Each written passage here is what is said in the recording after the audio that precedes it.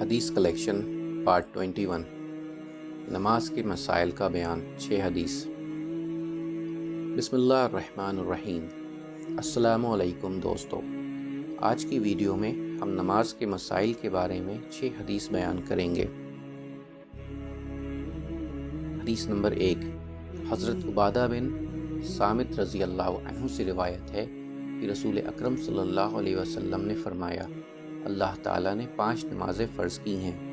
جو نمازوں کی ادائیگی کے لیے اچھی طرح وضو کرے اور وقت پر نمازیں ادا کرے اور رکوع اچھی طرح کرے اور نماز کے آداب اور اللہ کے دھیان کے ساتھ ادا کرے تو اس کے لیے اللہ تعالیٰ کا وعدہ ہے کہ وہ اسے معاف فرما دیں گے، اور جو یہ نہیں کرے اس کے لیے اللہ تعالیٰ کا وعدہ نہیں ہے۔ اگر وہ چاہیں تو اس کو معاف فرما دیں اور اگر چاہیں تو عذاب میں مبتلا کر دیں۔ ابو داؤد۔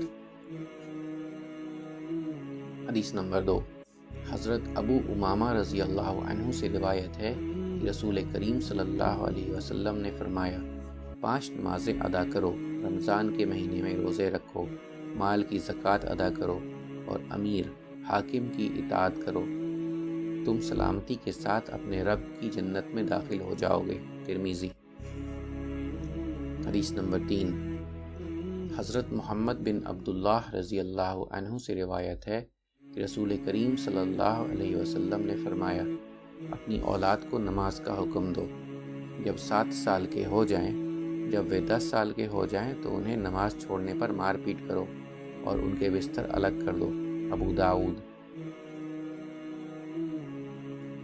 حدیث نمبر 4، حضرت بریدہ رضی اللہ عنہ سے روایت ہے کہ رسول کریم صلی اللہ علیہ وسلم نے فرمایا، ہمارے اور منافقوں کے درمیان فرق صرف نماز ہے، جس آدمی نے نماز کو چھوڑ دیا وہ کافر ہو گیا۔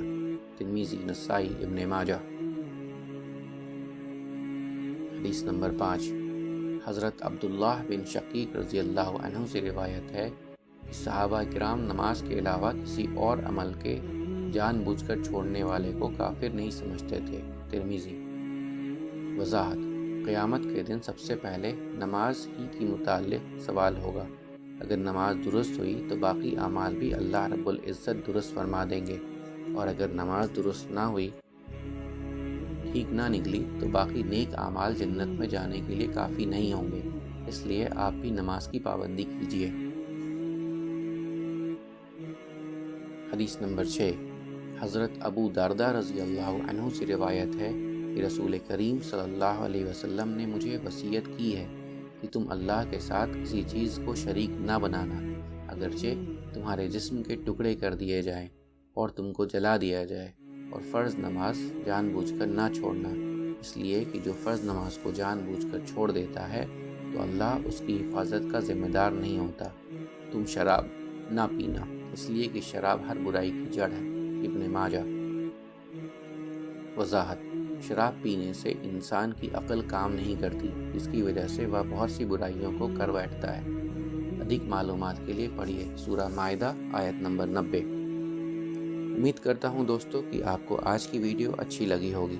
اگر آپ کو ہماری ویڈیو اچھی لگی ہے تو ویڈیو کو لائک ضرور کریں، اور مزید اسی طرح کی ویڈیوز دیکھنے کے لیے ہمارا چینل سبسکرائب کر لیں، اور دوستوں کے ساتھ شیئر کرنا بھی مت بھولیں۔